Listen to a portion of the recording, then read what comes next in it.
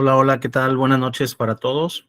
Bienvenidos a nuestra reunión de media semana de El Faro, en donde tenemos un estudio bíblico práctico, aplicable a nuestras vidas, pero en donde no iniciamos con alabanza, no tenemos la dinámica que tenemos en un servicio de domingo.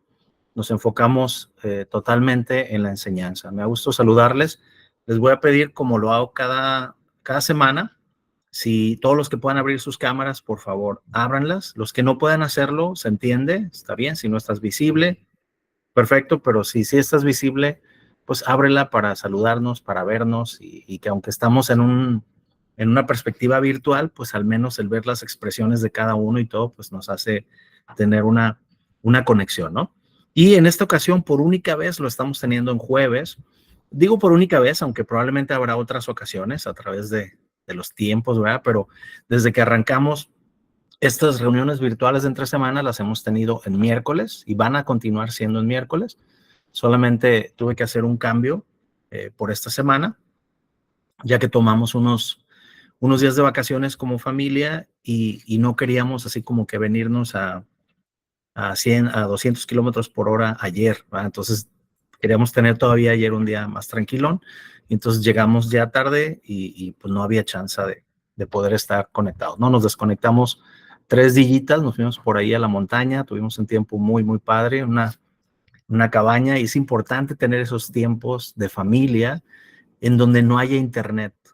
Eso es importante, ¿verdad? Porque entonces los hijos pues no están en el teléfono, sino que están en los juegos de mesa, asando salchichas, asando bombones, prendemos fuego juntos.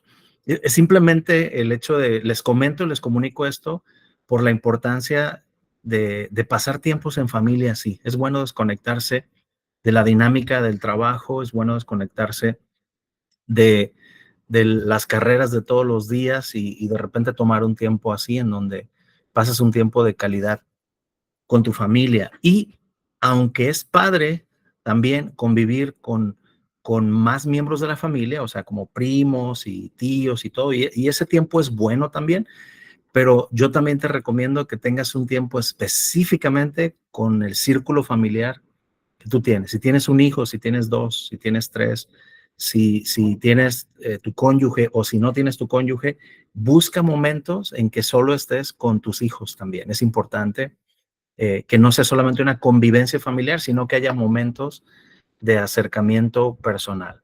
Y sabes, uno de mis hijos, David, nos sugirió el hecho de jugar un juego que está muy padre y que tiene que ver con preguntas que hacen que nos conozcamos mejor. Y eso está interesante. Por ahí se lo recomiendo si tienen chance de buscar este tipo de juegos y jugarlos en familia. Está padre porque no es solamente algo divertido, que también tuvimos tiempos muy divertidos, pero también es algo profundo en donde se puede platicar, se puede hablar, se puede conocer cómo pensamos en diferentes áreas de nuestra vida. Entonces, bueno, les recomiendo darse tiempos así, es importante.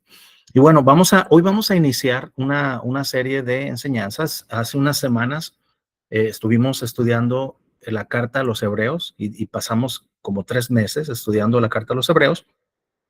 Hoy vamos a iniciar a estudiar la carta a Santiago. No es un estudio de la carta, así como cuando lo hicimos con hebreos, no es un estudio en sí de la carta, sino que vamos a tomar bases y vamos a tomar pasajes que están escritos en la carta del apóstol Santiago o del pastor Santiago, mejor dicho, y y vamos a tomar enseñanzas de ahí para nuestra vida práctica. Entonces, eso quiere decir que si alguien no estuvo en la clase de hoy y solamente se conecta dentro de 3 clases, pues no hay problema, porque los temas serán aislados, independientes, en el sentido de que no tendrán una continuación.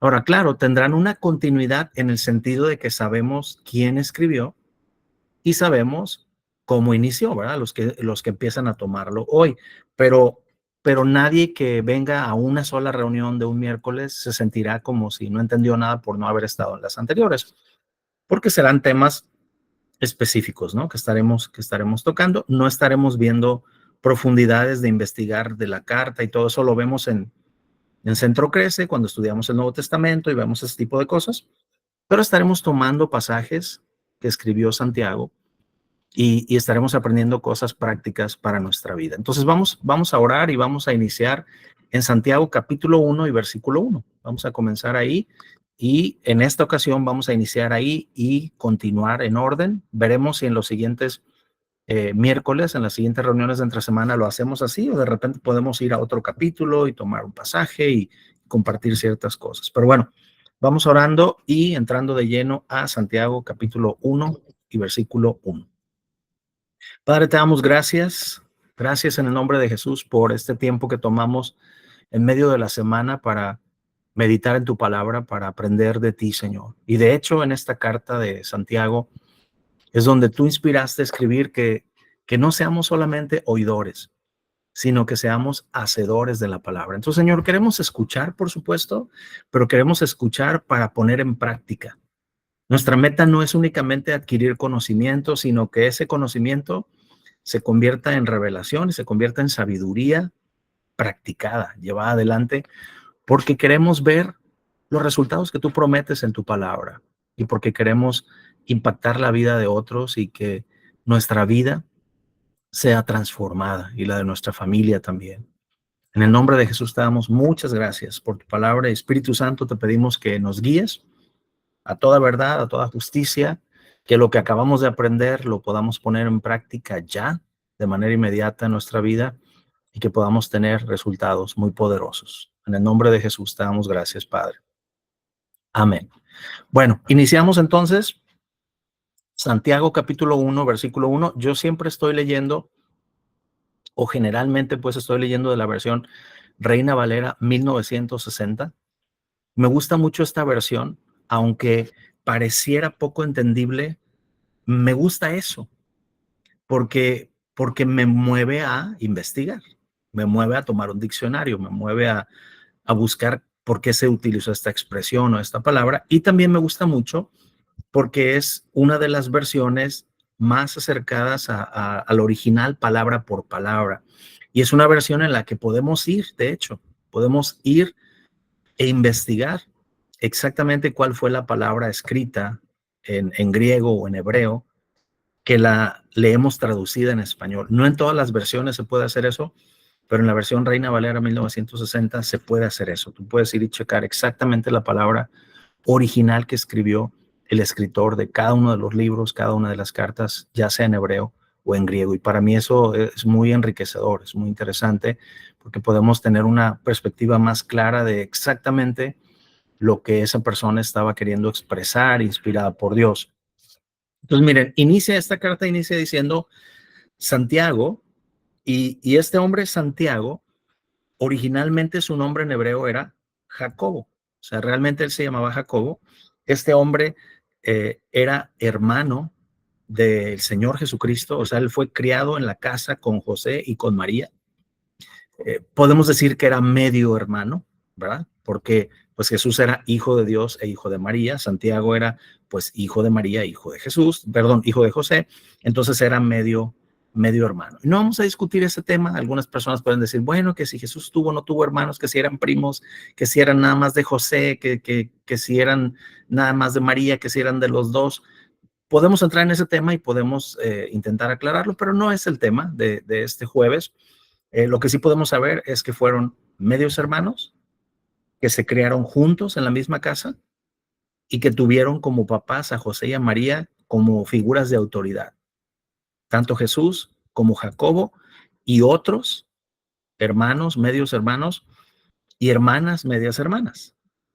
Entonces Jesús se crió en una casa en donde él tenía hermanos y tenía hermanas y tenía papá y tenía mamá.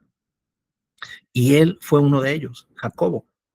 Es interesante que los hermanos de Jesús, mientras Jesús estuvo en la tierra, mientras Jesús predicaba, mientras Jesús sanaba enfermos, mientras Jesús operaba en todo el poder, se familiarizaron tanto con Jesús, o sea, lo conocieron tanto como un hermano más de todo el grupo y como un hijo más de todo el grupo en casa, que no creían en él.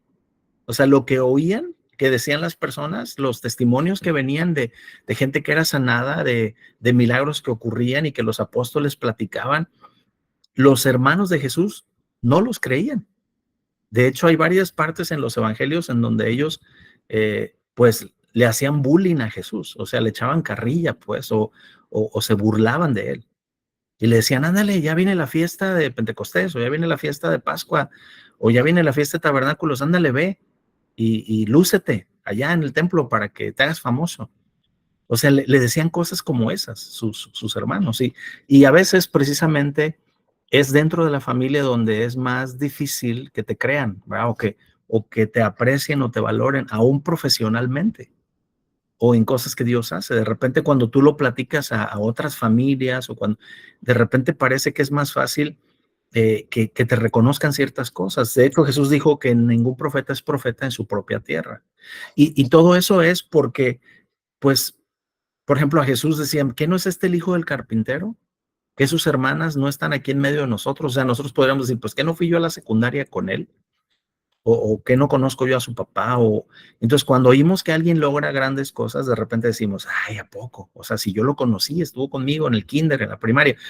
Entonces había esa familiaridad que le costaba a Jacobo ver a su hermano como el Hijo de Dios, como el Mesías, ¿verdad? Y de seguro que sus papás le platicaban las historias, ¿no? Y le decían, ¿sabes qué? Mira, es que tu hermano cuando iban a nacer, eh, pues llegó y nació y llegaron unos pastores y nos dijeron esto y nos dijeron que había ángeles que habían dicho esto y aquello.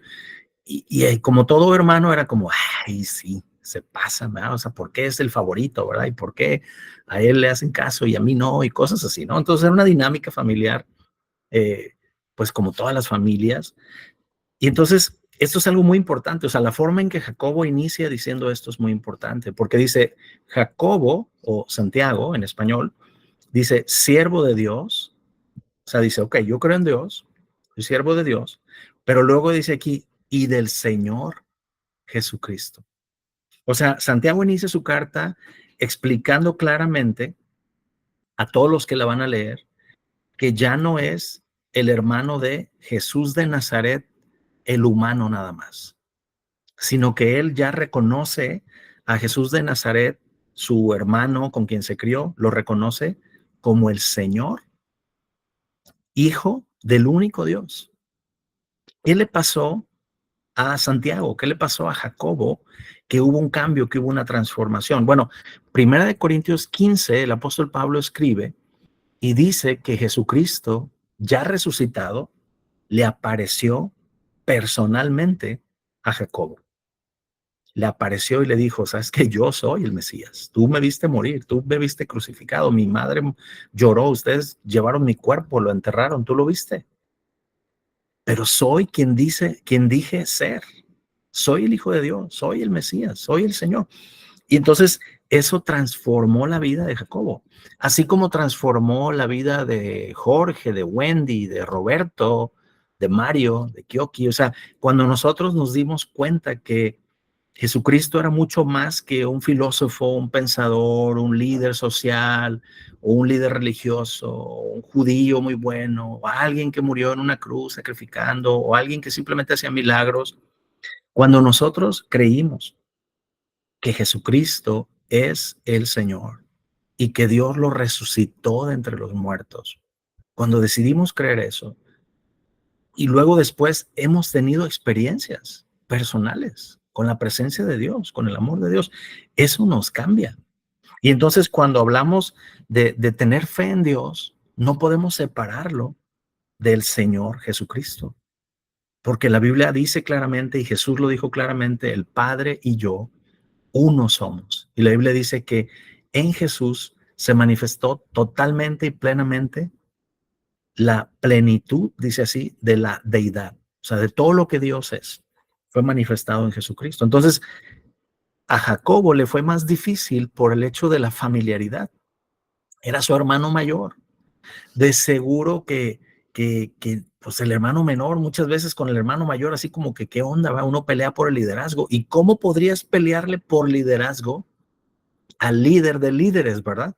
¿Cómo podrías pelearle por liderazgo al creador en un cuerpo humano? ¿Cómo podrías pelearle por liderazgo al Hijo de Dios mismo y que su mamá y tu mamá te dicen, no hombre, pues es que él es el Hijo de Dios, ¿no? Si nada más con decir, él es tu hermano mayor, los menores decimos, o sea, no sabemos cómo acomodarnos en la dinámica a veces de la familia. Imagínense que te digan que tu hermano mayor, aparte de ser tu hermano mayor, es el hijo de Dios, ¿no? O sea, entonces todo lo que diga tu hermano, hazle caso. Entonces, o sea, imagínense Jacobo, cómo creció, ¿no? Entonces, pero cuando Jesús se presenta resucitado a él de manera directa, pues Jacobo de seguro que cayó a sus pies y lo reconoció como el Señor Jesucristo. Ya no menciona aquí diciendo, pues mi hermano, ¿verdad? Mi hermano mayor o el hijo de mi mamá que decía que no era de José y que tenían la historia que decían que un ángel se le apareció a mi mamá. O sea, ya es una declaración contundente. Dice Jacobo, siervo de Dios y del Señor Jesucristo. Entonces aquí Jacobo está compartiendo su testimonio, su experiencia. Si alguno de ustedes que está conectado hoy no ha tenido esa experiencia personal de reconocer a Jesucristo como su Señor y Salvador, si alguien está viendo este video, porque estos videos los estamos grabando y pues van a llegar a donde no nos imaginamos, así como hace 28, 27 años grabé yo muchos cassettes en aquel tiempo y de repente me encuentro gente, eh, me han comentado gente de Cuba o gente de Colombia o gente que llegó un cassette por allá, ¿no? Y yo digo, pues, ¿cómo llegó ese cassette? Pues no sé, pero llegó. Y, y así, estos videos, pues ahora más, van a correr por las redes en algún tiempo, en algún momento tendremos la oportunidad de publicar estos videos, de ponerlos en la página web del Faro o en las redes sociales del Faro, en donde ustedes no se tienen que preocupar porque no va a salir lo que ustedes están viendo en la pantalla, sino que nada más voy a salir yo, ¿verdad? O sea, no digas, híjole, no me peiné y a lo mejor esto va a correr, o híjole, ¿verdad? ¿Por qué me dijo que abriera mi cámara? Mientras tú no abras tu micrófono, la cámara no te capta para la grabación. O sea, nada más yo estoy saliendo, entonces no te preocupes, ¿verdad? Yo por eso me corto el pelo así para así no preocuparme de si me peiné o no me peiné.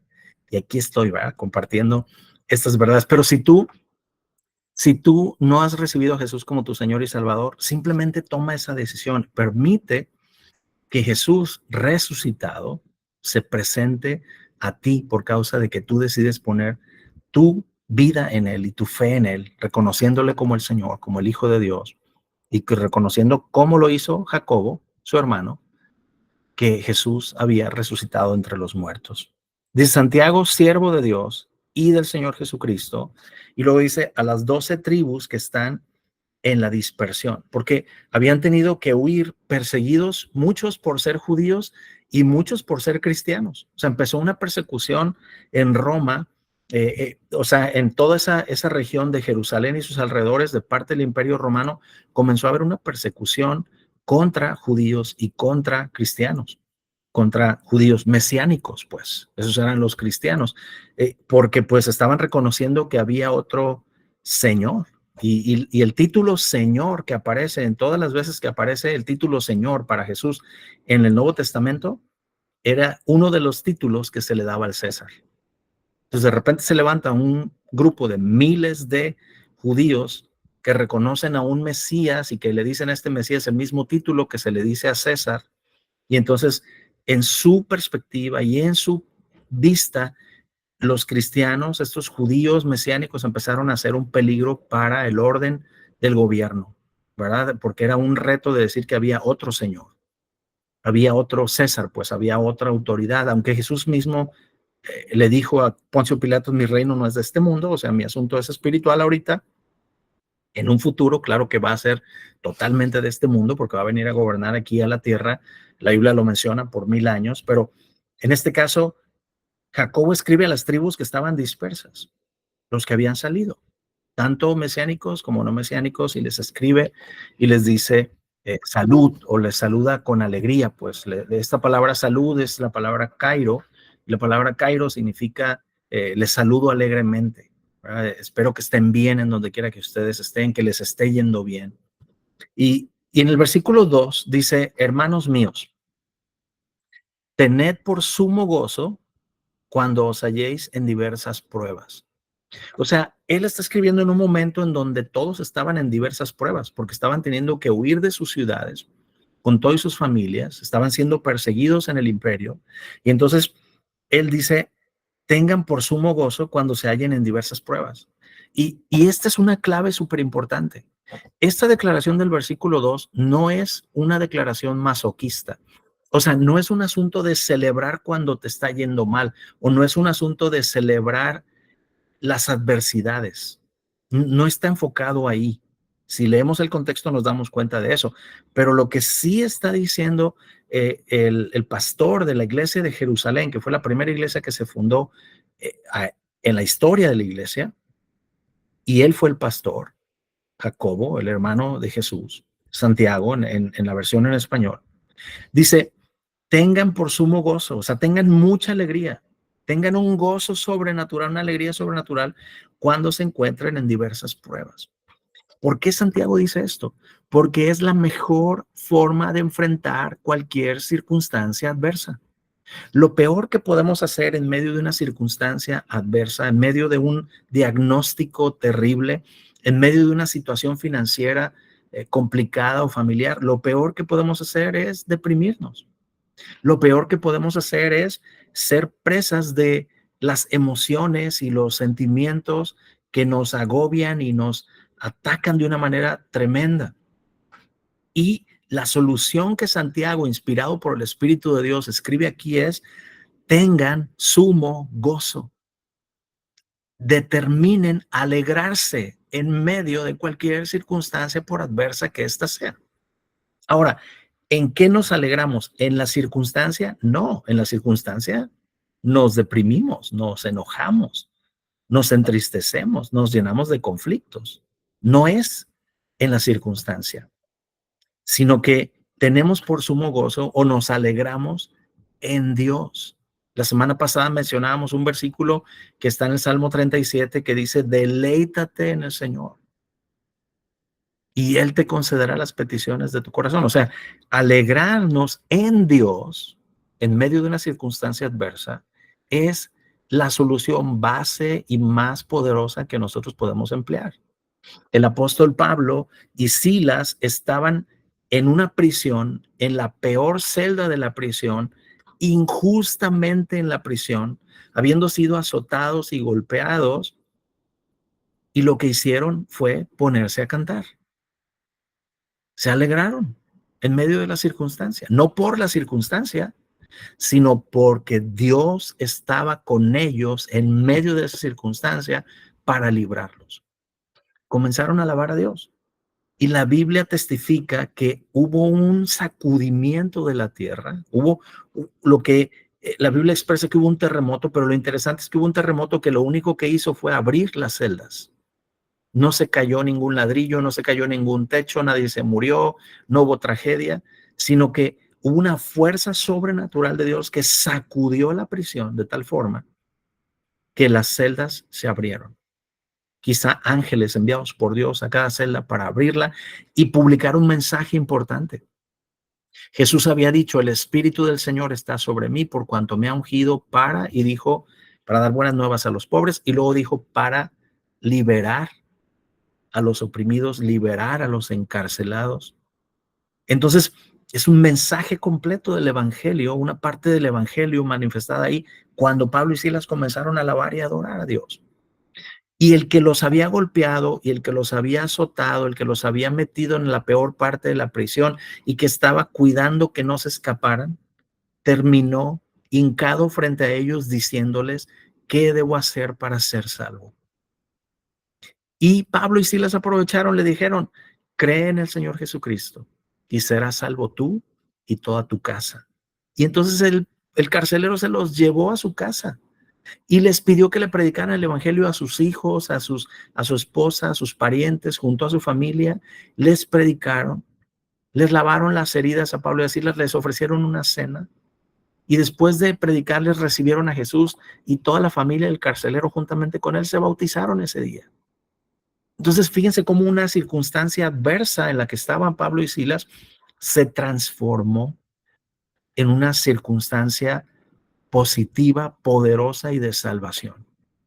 Entonces, cuando nosotros nos encontramos con un mal diagnóstico médico, cuando nosotros estamos enfrentando una situación financiera complicada, deudas o una situación problemática en el trabajo, o una situación familiar que parece no tener solución, con conflictos, lo peor que puedes hacer es tú pelearte con la gente.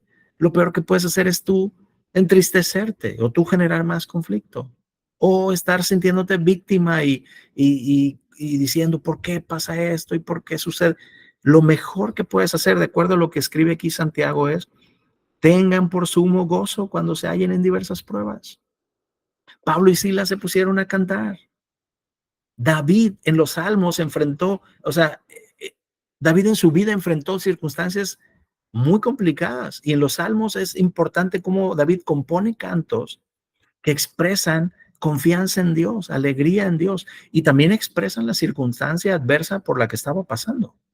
Pero luego esa circunstancia es transformada a causa del gozo y la alegría manifestada en la alabanza y en el agradecimiento a Dios.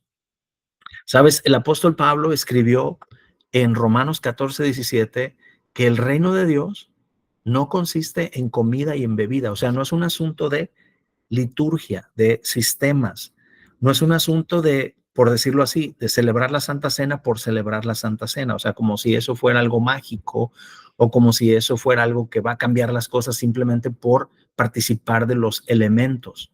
La Santa Cena es importante, el simbolismo que tiene, o sea, el mensaje detrás de ella, pero no es un asunto de comida y bebida. O sea, lo importante no es el vino o el jugo de uva y el pan, o sea, eso no tiene poder en sí mismo. Lo que tiene poder transformador es lo que simboliza ese jugo de la uva, que es la sangre de Jesús, y lo que simboliza ese pan, que es el cuerpo de Jesús que fue entregado por nosotros. Entonces, por eso es que dice el apóstol Pablo que el reino de Dios no consiste en comida y en bebida. O sea, no es lo que vemos, lo que expresa de inicio el reino de Dios. No es que si te dan un diagnóstico malo es que Dios te abandonó. No es que si estás enfrentando una circunstancia adversa financiera o familiar o interna o emocional, es que Dios no te quiere o que Dios te está juzgando o que Él te está castigando. O sea, no consiste en comida y en bebida, no consiste en lo natural. Y Pablo explica en Romanos 14:17 y dice que el reino de Dios no consiste en comida y bebida y dice, sino en justicia, paz, y luego termina diciendo algo muy poderoso. Dice, y gozo en el Espíritu Santo. Entonces Santiago dice aquí, inspirado por el mismo Espíritu que inspiró a Pablo a escribir Romanos 14:17, dice, tengan por sumo gozo cuando se hallen en diversas pruebas. O sea, gozo en el Espíritu Santo. Activen el reino de Dios. Justicia, paz y gozo en el Espíritu Santo. ¿Sabes? Cuando de repente hay una noticia mala en cuanto a la salud, y se los digo esto por experiencia, cuando vinieron con este diagnóstico médico acerca de nuestra hija y nos dijeron, pues tiene un tumor en el cerebro, en el centro, y es muy peligroso y es maligno y tiene un porcentaje muy bajo de éxito, nosotros decidimos alegrarnos en la promesa de Dios y hablar la sanidad sobre nuestra hija. Al mismo tiempo, o sea, nosotros estábamos, por supuesto, esperando lo mejor, siempre debemos esperar lo mejor.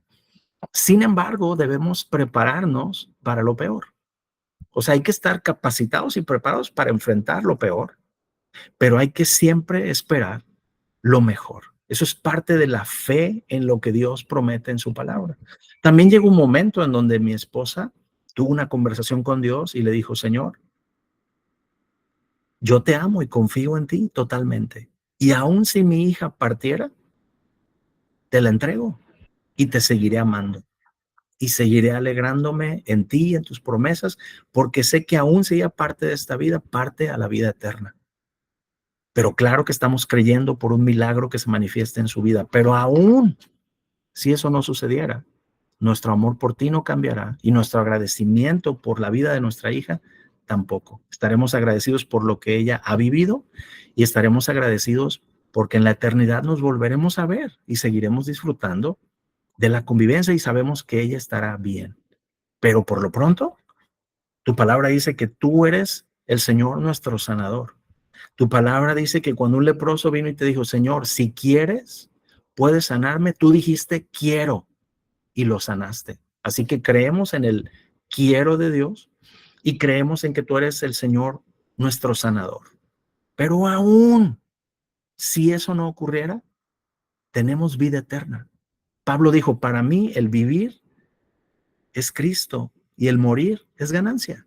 O sea, de ninguna forma las circunstancias nos pueden derrotar, ni con la peor arma y más agresiva arma que el enemigo tiene contra nosotros, que es la muerte. Ni la muerte nos puede derrotar, al contrario, nos conecta con la eternidad que Dios ya nos ha regalado. Entonces, el mejor golpe del enemigo termina noqueándolo a él, porque la promesa de Dios plena se manifiesta en nosotros con la vida eterna. Entonces, ¿por qué habríamos de estar tristes? ¿Por qué habríamos de estar presos de pensamientos que tratan de autodestruirnos o de quitarnos el sueño o de llenarnos de conflictos con las personas o con Dios o con nosotros mismos? Por eso, Jacobo, Santiago, el pastor de la iglesia en Jerusalén, dice, hermanos míos, tengan por sumo gozo cuando se hallen en diversas pruebas, porque el gozo es la mejor respuesta a cualquier circunstancia adversa. ¿Hay alguna cosa que te haga falta financieramente, emocionalmente, familiarmente, de salud? Es la oportunidad perfecta para que un milagro de Dios en provisión, en sanidad divina, en restauración en tu familia, en sanidad interna de tus emociones, de tus sentimientos, se manifieste. Señor, estoy pasando por esto, pero estoy emocionado y creo y espero ver tu mano milagrosa en medio de esto. Esa es la mejor forma de enfrentar cualquier circunstancia. Hay que entender que sí hay una realidad. Sí, la realidad es el diagnóstico, la realidad es el conflicto, la realidad son las cuentas que te están abrumando, la realidad son esas circunstancias. Pero hay que entender que Jesucristo dijo, yo soy el camino, la verdad y la vida. Entonces, sí hay una realidad que enfrentamos, pero esa realidad que enfrentamos, necesitamos enfrentarla contra la verdad de la palabra de Dios. La realidad era la tormenta que quería impedir que Jesús y los apóstoles llegaran al otro lado y los quería ahogar en medio del mar. La verdad fue despertada por los apóstoles al decirle al Señor Jesús, ¿qué no tienes cuidado que perecemos? Y Jesús se paró y la verdad le habló a la realidad y le dijo, calla, enmudece. Y la Biblia dice que hubo grande bonanza, grande paz, se calmó todo.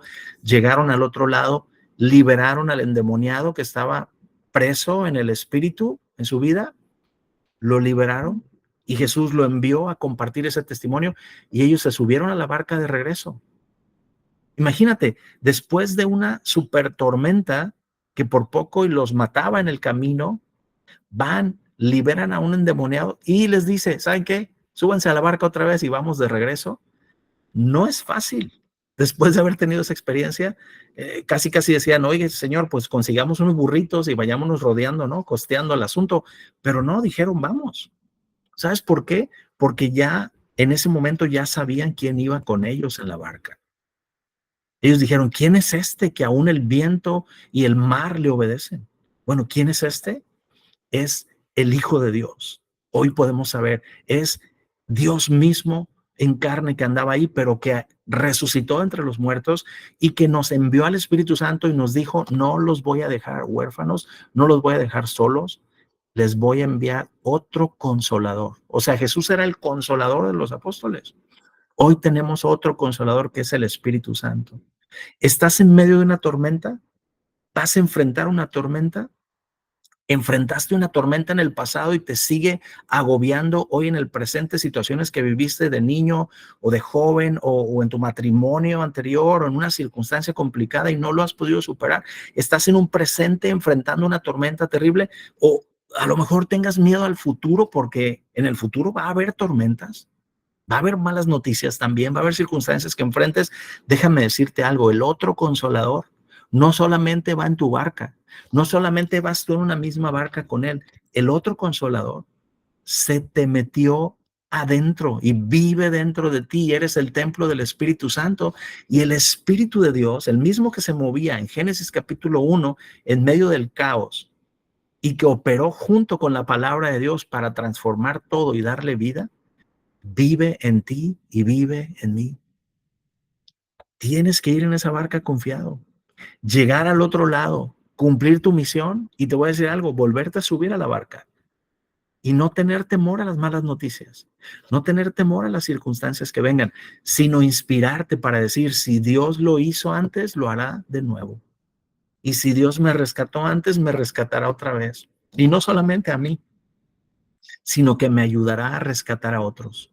Porque mientras más cosas buenas de Dios ocurran en mi vida, más historias tengo para inspirar a otros de que Dios es bueno y Dios transforma las cosas. Entonces, aquí Santiago está diciendo: tengan por sumo gozo cuando se hallen en diversas pruebas.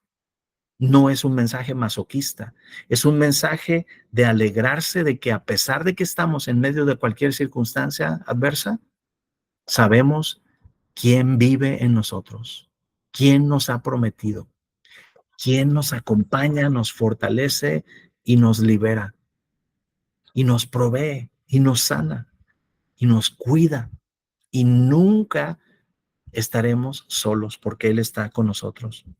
Entonces, cuando te halles en diversas pruebas, la solución más rápida que debes de tener es sumo gozo. Encuentra una promesa en la cual te puedas alegrar, una promesa que Dios haya dado para esa circunstancia que estás enfrentando, y confía.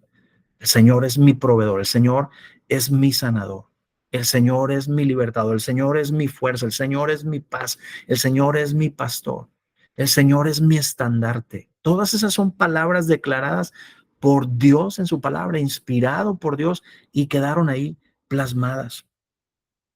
Y miren, el versículo 3 nos dice algo bien poderoso en cuanto a esto que estamos hablando. Dice: sabiendo, o sea, necesitamos saber. No se trata nada más de animarnos, se trata de saber. Entonces hay que aprender, como lo que están haciendo hoy. Hay que aprender todos los días. Lee la Biblia, al menos el versículo del día, y medita unos minutos en él. Hoy tenemos esa gran ventaja. A tu celular te llega una notificación con el versículo del día. En YouVersion te suscribes y mínimo, toma unos minutos. Abre tu versículo del día. Léelo una vez. Piénsalo. Léelo en voz alta. Si tienes a alguien con quien comentarlo, dile: ¿ya leíste el versículo del día? Y escucha la opinión de esa persona. Oye, ¿qué aprendiste tú? Si no tienes a quien preguntar, tú dile: Espíritu Santo, ¿cómo aplico esto a mi vida? Y encuentra algo por lo cual alegrarte ahí. Dale gracias a Dios y consagra tu día. Claro, si puedes leer más versículos, si puedes leer un capítulo todos los días, hazlo. Pero al menos el versículo del día, revísalo. Antes de ver tantos mensajes de WhatsApp, antes de ver qué cosas nuevas hay en el Instagram, antes de ver la Excel y el trabajo y todo eso, está bien, hay que verlo, y hay que estar en contacto, y hay que darnos cuenta de las noticias, está bien. Pero antes que nada, las buenas noticias es lo más importante en lo que podemos meditar durante el día. Entonces, tengamos gozo acerca de las promesas que Dios tiene en su palabra para nosotros. Dice: sabiendo que la prueba de vuestra fe produce paciencia. Muchas veces hay personas que me han preguntado: oye, pastor, ¿usted cree que Dios prueba? ¿Usted cree que Dios manda pruebas? Bueno, lo que yo crea o yo no crea, pues es irrelevante, o lo que un teólogo X crea, o lo que una denominación X crea. La pregunta es: ¿qué dice la Biblia? ¿Verdad? O sea, ¿qué es lo que las escrituras expresan? Y la Biblia es muy clara. Por ejemplo, en Génesis 22 dice que Dios probó a Abraham y le dijo. O sea, Dios prueba diciendo. Dios no prueba enviando circunstancias adversas. Esa es una de las equivocaciones más grandes que a veces los cristianos cometen y han cometido a través de la historia. Pensar que el Dios de la Biblia es un Dios que envía circunstancias adversas contra nuestra vida para probarnos. No, no. La escritura dice que Dios probó a Abraham y le dijo algo. O sea, Dios prueba nuestra fe. No, no prueba enfermando, no. Dios lo que hace es sanar. Dios no prueba empobreciendo, no. Dios es el que nos da el poder para hacer las riquezas. O sea, Dios no prueba maldiciendo personas. Dios nos prueba bendiciéndonos.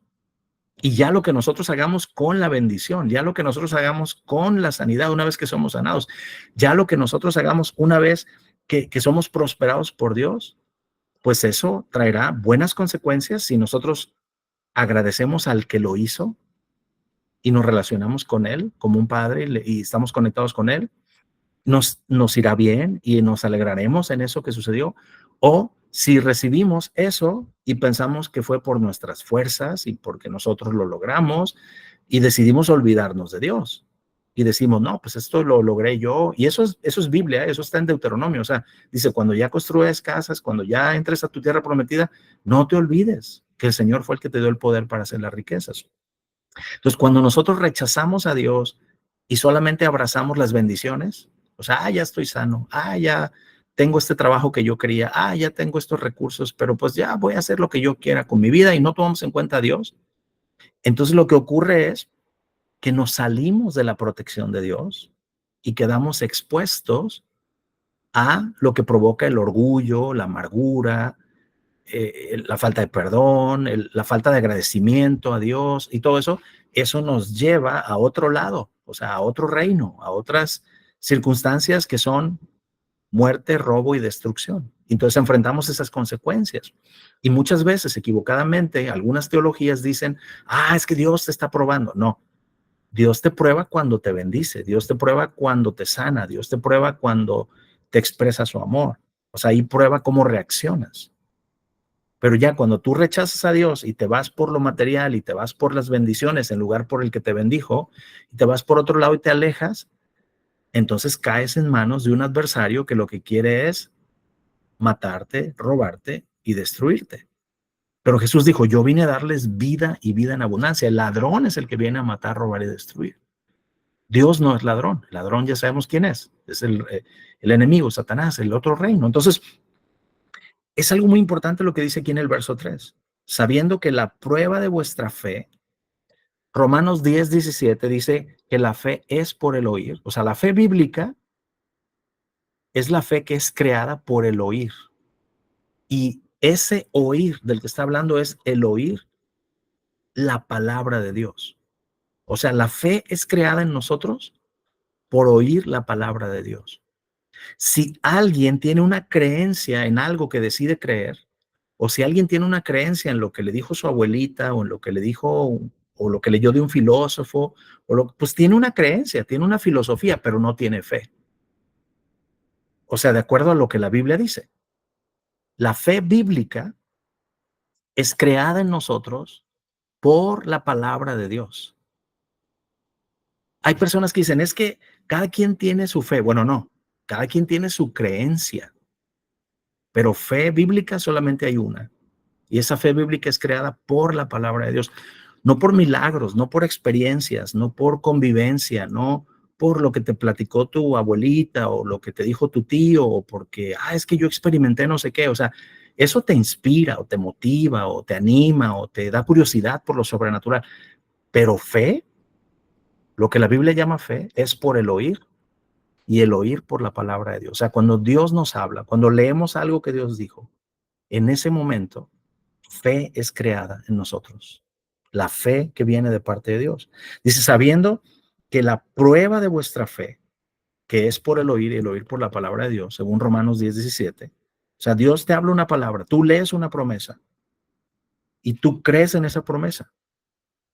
Y la prueba de tu fe, o sea, el hecho de que la crees a pesar de las circunstancias adversas, la crees a pesar de que con tus ojos estás viendo todo lo contrario, el diagnóstico médico dice otra cosa, las cuentas de tu deuda dicen otra cosa, tu cheque semanal o quincenal dice otra cosa, tu circunstancia familiar dice otra cosa. Pero Dios te promete restauración, sanidad, prosperidad, paz, estabilidad. Dios te promete todo esto. Y entonces esa verdad de Dios se confronta con la realidad natural. Y eso hace una prueba de fe. O sea, Dios dice, ¿me sigues creyendo a pesar de que con tus ojos naturales ves otra cosa?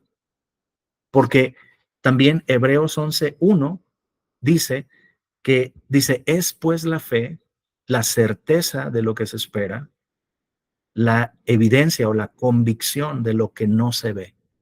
Entonces Dios te habla una palabra y te dice, perdonando es como puedes ser libre. Y entonces tú perdonas y te siguen agrediendo. Y dices, oye Dios, pero es que yo estoy perdonando y mira, se aprovechan de mí. O yo estoy perdonando en este momento y sigo sintiendo una revoltura emocional dentro de mí. Y Dios dice, ¿me crees? Mantente perdonando. Mantente amando. No hables mal de tus enemigos. Ora por ellos.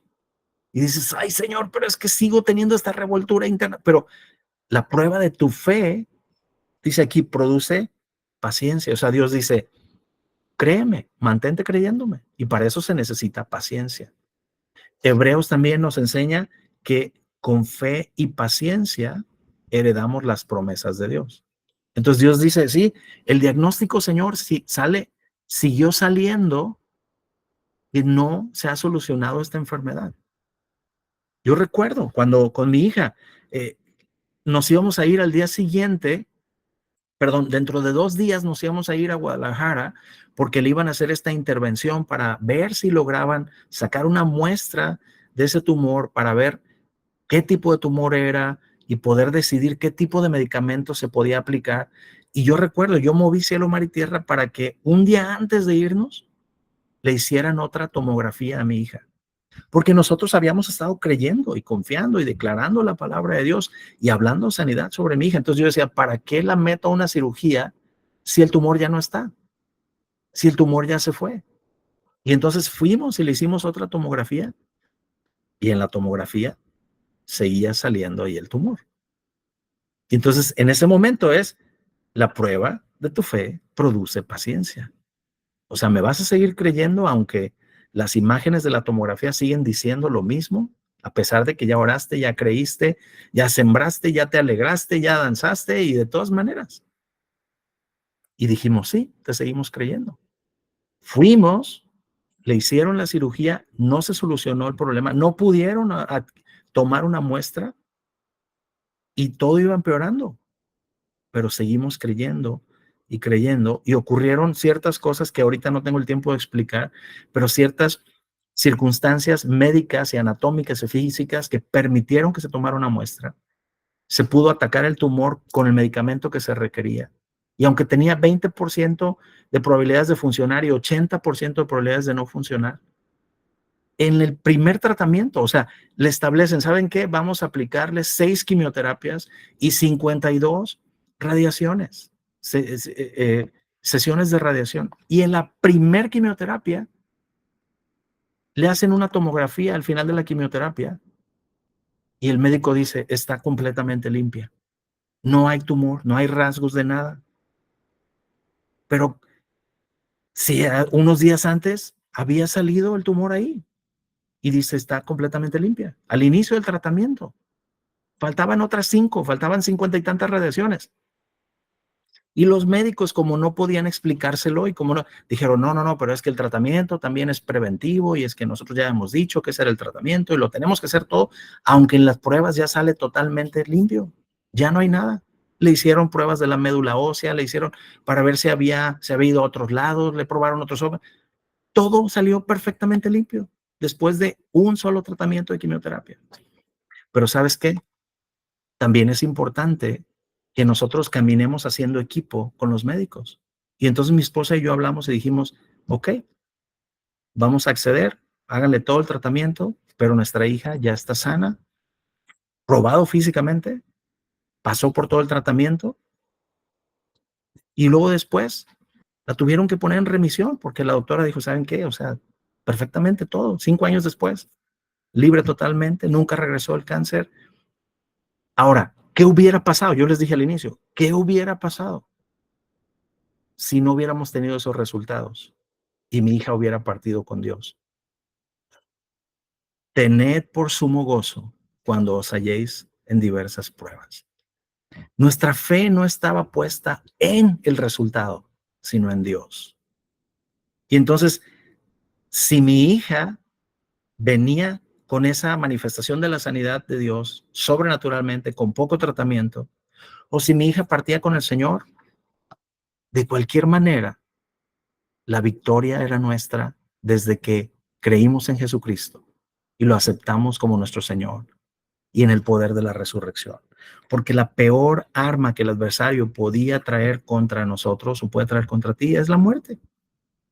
Y Pablo dice, para mí, el vivir es Cristo y el morir es ganancia. Pero mientras estemos vivos, podemos seguir viendo victorias sobrenaturales de parte de Dios, porque Dios quiere que cumplamos nuestro propósito aquí en la tierra. Y hay mucho que hacer, hay mucho que lograr, hay muchas vidas que impactar, hay muchas personas a quienes servir, hay hijos a quienes influenciar, a quienes proveerles, a quienes ponerles, pavimentarles el camino para facilitarles más que logren los objetivos en la vida y descubran el propósito y el diseño de Dios para ellos. Hay mucho que hacer, tenemos mucho que hacer, los sobrinos o vecinos o padres a quienes debemos honrar por más tiempo.